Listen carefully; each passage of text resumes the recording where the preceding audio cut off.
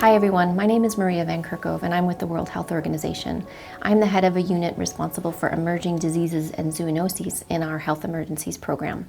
Welcome to Module B, where we will be discussing enhanced surveillance and outbreak investigations for emerging respiratory pathogens. By the end of this unit, you will be able to describe what enhanced surveillance is and how to conduct outbreak investigations in different settings. So after a case of an emerging respiratory virus is confirmed, there are several actions that need to happen at the same time to find additional cases and, very importantly, to prevent further spread. This includes actively finding additional cases, conducting thorough case and outbreak investigations, and conducting enhanced surveillance. So let's first talk about active case finding. Active case finding involves a wider search for cases focusing on patients and their visitors in a healthcare facility where the confirmed patient has sought treatment, healthcare providers who care for that patient or who have cleaned the room where an infected patient has been, and social, family, and work contacts of the infected patient. And how you do this is through contact tracing. Contact tracing is where you identify contacts or people of the infected patients, and you need to record certain information to be able to follow them over a certain number of days.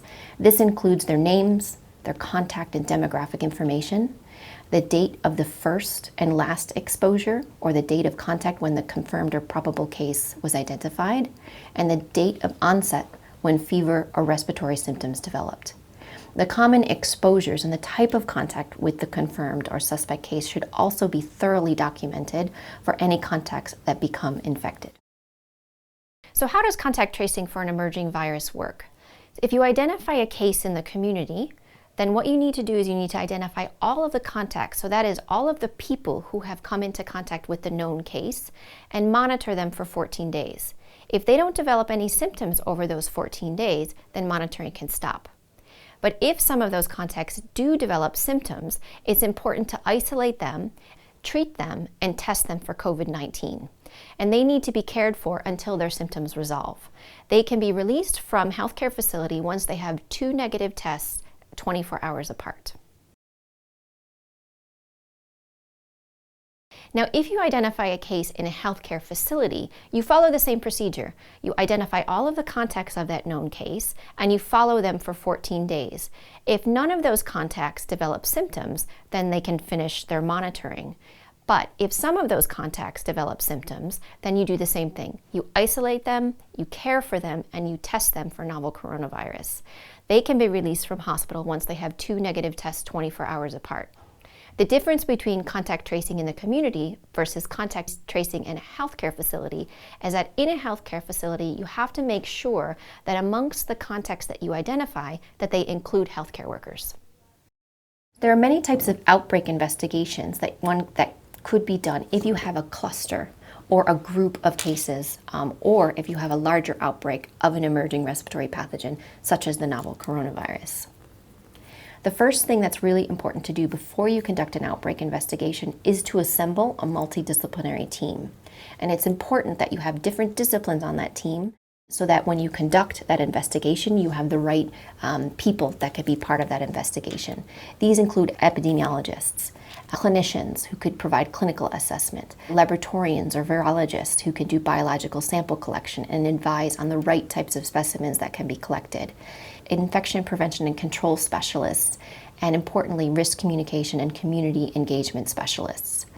If an outbreak occurs in an area where the exposure of interest happens to be an animal, it's essential that you have animal specialists included in the team.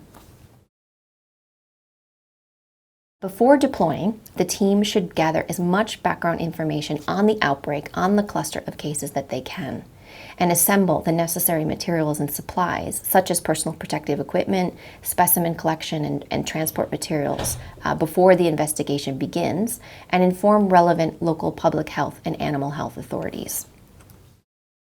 There are many public health objectives in conducting investigations. These include identify other cases and quickly detect any human-to-human transmission, to prevent further cases through the identification of potential human, animal, or environmental sources of infection and exposures, risk factors for infection, and the implementation of appropriate prevention and control measures, and also to reduce onward transmissibility and reduce morbidity and mortality through rapid identification, isolation, treatment, and clinical management of cases and the follow-up of contacts.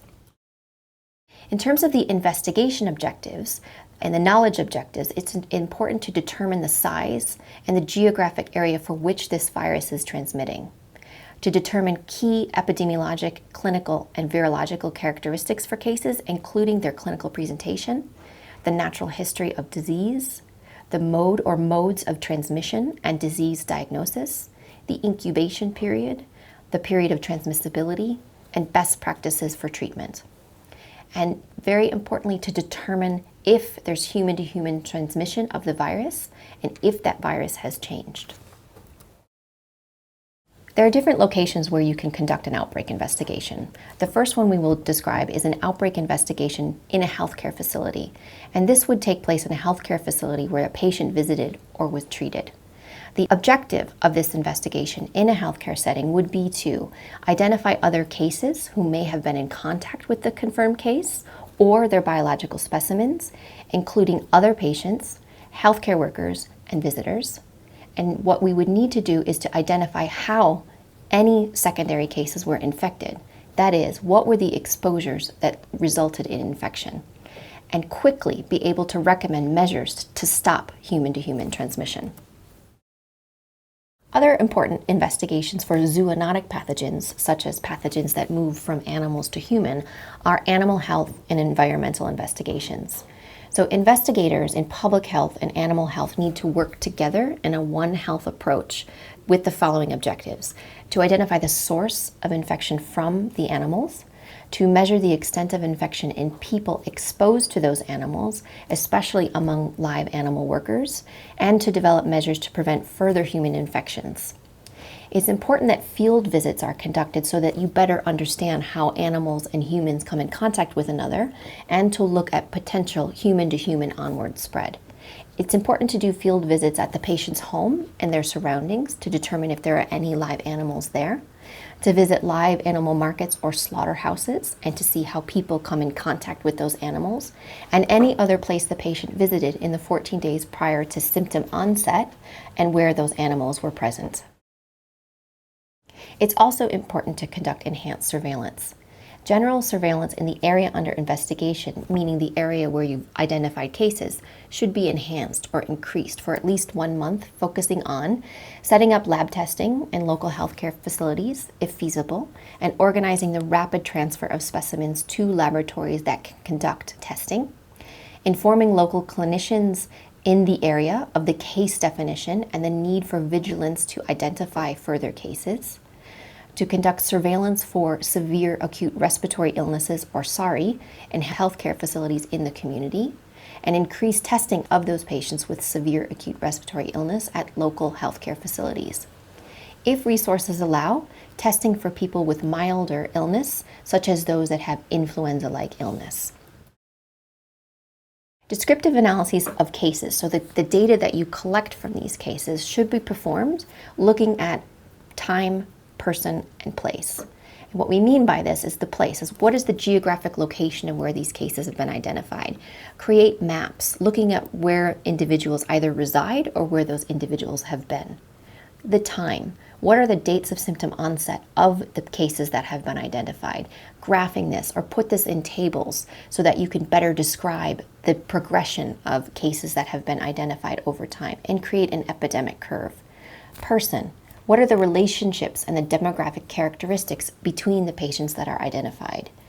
Using this data, you can calculate key epidemiologic information such as estimating the incubation period, describing transmission patterns, looking at attack rates by age, looking at if there are certain exposures or occupations that are important for transmission, and looking at clinical data.